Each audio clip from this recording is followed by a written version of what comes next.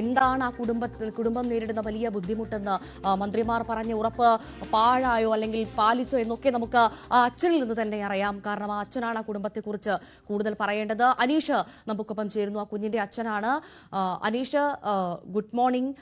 എനിക്ക് മനസ്സിലാകും, ഞാൻ ഈ വാർത്ത കേട്ടതാണ്, വലിയ ബുദ്ധിമുട്ടുകൾ നിങ്ങൾ നേരിടുന്നുണ്ട്. അത് അനീഷ് തന്നെ പറയണം, തുറന്നു പറഞ്ഞുകൊള്ളൂ. എന്തൊക്കെ ബുദ്ധിമുട്ടാണ് അനീഷ് ഇപ്പോൾ നേരിടുന്നത്?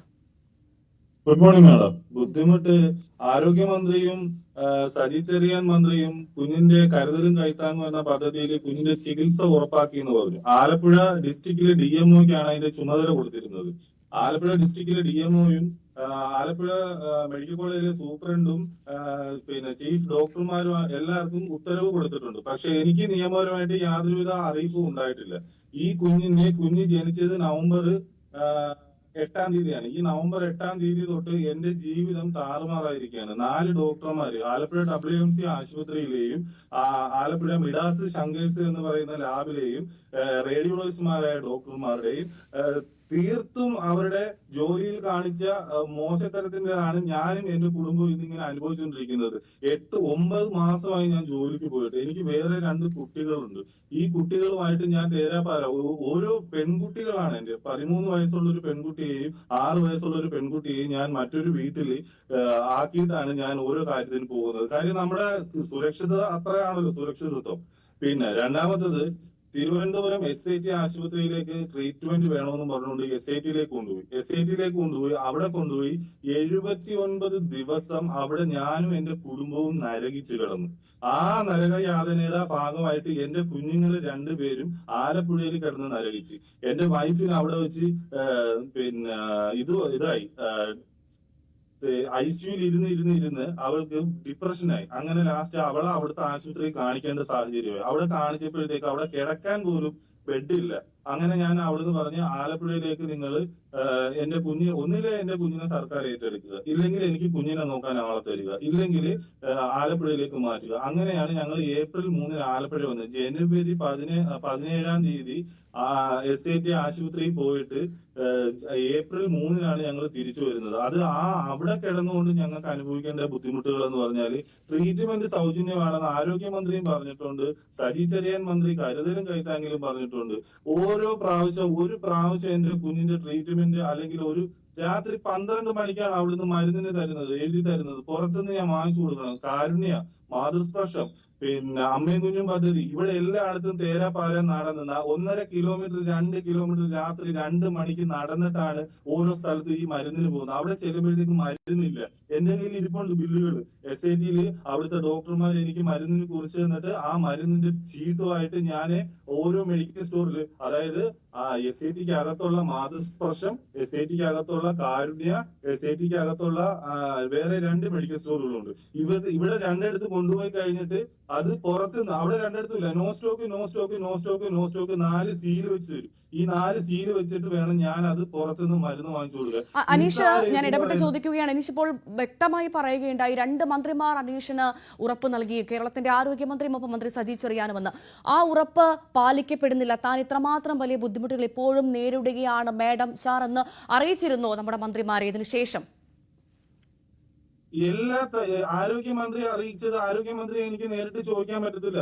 പിന്നെ സജി ചെറിയ മന്ത്രി അറിയിച്ചത് എനിക്ക് നേരിട്ട് ചോദിക്കാൻ പറ്റത്തില്ല. അവർ ഉത്തരവാദിത്തപ്പെടുത്തിയിരിക്കുന്ന ഈ ആലപ്പുഴ ഡിസ്ട്രിക്ട് DMO, ആലപ്പുഴ ജില്ലാ ആശുപത്രിയിലെ ആലപ്പുഴ മെഡിക്കൽ കോളേജിലെ സൂപ്രണ്ട്, ഈ സൂപ്രണ്ടുമാരല്ലേ, അവരല്ലേ എനിക്ക് അതിന്റെ മറുപടി തരേണ്ടത്.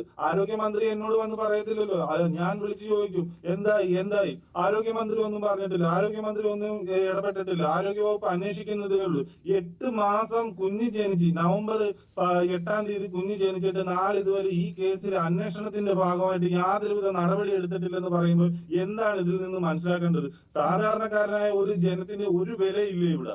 എന്റെ കുഞ്ഞിനെ ഞാൻ എന്ത് ചെയ്യണം? ഞാൻ നാളെ ആലപ്പുഴ കളക്ടറേറ്റിൽ കൊണ്ടുപോയി കളക്ടറിന് കൊടുക്കാൻ കൊച്ചിനെ, അല്ലാതെ എനിക്ക് ഇനി മുന്നോട്ട് പോകാൻ പറ്റത്തില്ല. ഇല്ലെങ്കിൽ ആലപ്പുഴ DMOക്ക് കൊണ്ട് കൊടുക്കാൻ കൊച്ചിനെ നോക്കട്ടെ. എന്റെ അനാസ്ഥ ആശുപത്രി അധികൃതരെയും പിന്നെ ലാബിന്റെയും അനാസ്ഥ മൂലം കുഞ്ഞിന് ഇത്രയും വൈകല്യം. കുഞ്ഞിന്റെ വൈകല്യങ്ങൾ ഇന്ന് വരെ ട്രീറ്റ്മെന്റ് ആയിട്ട് എടുത്തിട്ടില്ലല്ലോ. കുഞ്ഞിന്റെ തലച്ചോറിന് വളർച്ചയില്ല, കുഞ്ഞിന് ഹാർട്ടിന് പ്രശ്നമുണ്ട്, കുഞ്ഞിന് ജനനേന്ദ്രിയത്തിന് പ്രശ്നമുണ്ട്, കുഞ്ഞിന് കാലിന് പ്രശ്നമുണ്ട്, കുഞ്ഞിന് ശ്വാസകോശത്തിന് പ്രശ്നമുണ്ട്. കുഞ്ഞ് ജനിച്ച് ഇന്ന് വരെ മുലപ്പാൽ കുടിച്ചിട്ടില്ല.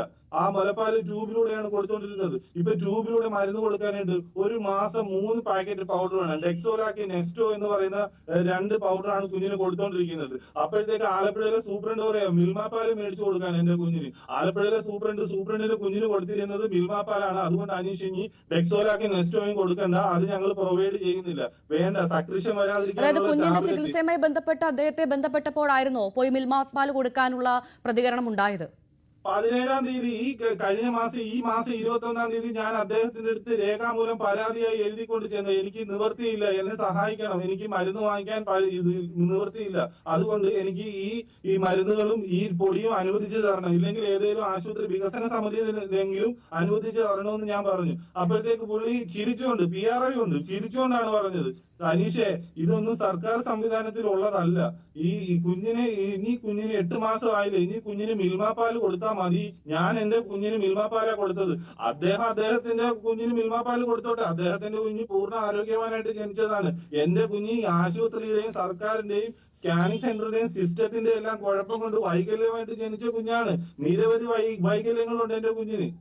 ഇതൊക്കെ ആരാണ് ഇതിനൊക്കെ സമാധാനം പറയേണ്ടത്?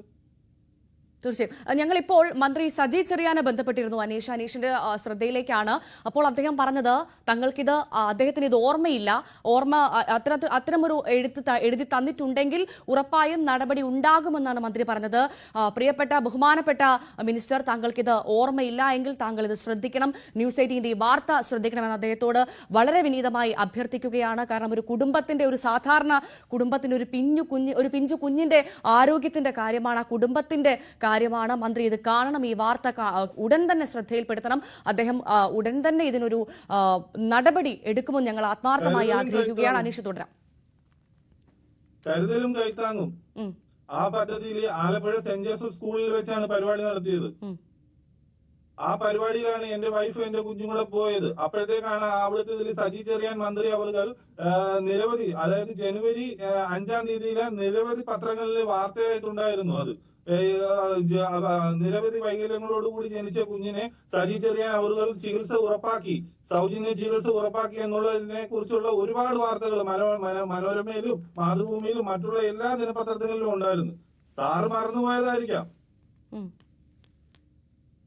അനീഷ് ഒരു ഓട്ടോ ഓടിക്കുന്ന തൊഴിലാളിയാണെന്നാണ് ഞാൻ മനസ്സിലാക്കുന്നത്.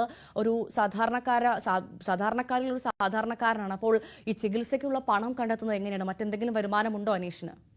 മാഡം, ഞാൻ ടാക്സി ഡ്രൈവറാണ്, ടൂറിസ്റ്റ് ടാക്സി ഡ്രൈവറാണ്. ഈ ടാക്സി ഡ്രൈവറുടെ ഉപജീവന മാർഗമാക്കാൻ വേണ്ടി ഞാൻ ഏതാണ്ട് 10 ലക്ഷത്തോളം രൂപയോളം ഞാൻ ടാക്സി ഡ്രൈവർ ആകാനും എന്റെ വീട് വെക്കാനും വേണ്ടി ഞാൻ ഗോൾഡ് പണയം വെച്ചിട്ടാണ് ഞാൻ എന്റെ വീടും കാറും ഒക്കെ എടുത്ത് ഉപജീവന മാർഗമായിട്ട് നിൽക്കുന്നത്. ഈ ഉപജീവന മാർഗമായിട്ട് മുന്നോട്ട് പോകാൻ പറ്റത്തില്ല. ഞാൻ പോകുന്നതെന്ന് പറഞ്ഞാൽ 8 ദിവസം, 10 ദിവസം, 15 ദിവസം അങ്ങനെ ഗസ്റ്റ് ടൂർ പാക്കേജ്, അന്യ സംസ്ഥാനങ്ങളിൽ നിന്നും മറ്റുള്ള രാജ്യങ്ങളിൽ നിന്നും വരുന്ന ഗസ്റ്റുകളെയും കൊണ്ട് ഞാൻ ആലപ്പുഴ, മൂന്നാർ, തേക്കടി അങ്ങനെയുള്ള സ്ഥലങ്ങളെല്ലാം കണ്ടിട്ട് അവരെ തിരിച്ച് കൊച്ചി എയർപോർട്ടിലാക്കിയിട്ട് വരുന്ന ജോലിയാണ്. എനിക്ക് ഈ കുഞ്ഞ് ജനിച്ചത്, ഈ കുഞ്ഞിന്റെ ജനനവുമായിട്ട് ബന്ധപ്പെട്ട് നാളിതുവരെ ജോലിക്ക് പോകാൻ പറ്റിയിട്ടില്ല. 17,000 രൂപയാണ് എനിക്ക് ഒരു മാസം വണ്ടിക്ക് CC അളവുള്ളത്. എന്റെ ടാക്സി ഉപജീവന മാർഗം ടാക്സി ഡ്രൈവർമാരാക്കിയ നല്ല നല്ല സുഹൃത്തുക്കളാണ് എന്നെ ഇപ്പൊ സഹായിച്ചുകൊണ്ടിരിക്കുന്നത്. അവരിലൂടെയാണ് ഞാൻ എന്റെ ഓരോ കാര്യങ്ങളും മുന്നോട്ട് പോകുന്നത്. അവരും ഈ പറഞ്ഞ കണക്ക് അവരൊരു കുടുംബം നോക്കുന്നതാണ്. ഇപ്പൊ എറണാകുളം ബേസ് ചെയ്ത് ഒരുപാട് പേരുണ്ട്, ആലപ്പുഴ ബേസ് ചെയ്ത് ഒരുപാട് പേരുണ്ട്. അവരെല്ലാം ടൂറിസ്റ്റ് ടാക്സി ഡ്രൈവർ എത്ര രൂപ ഒരു ദിവസത്തെ വേതനം എന്നുള്ളത്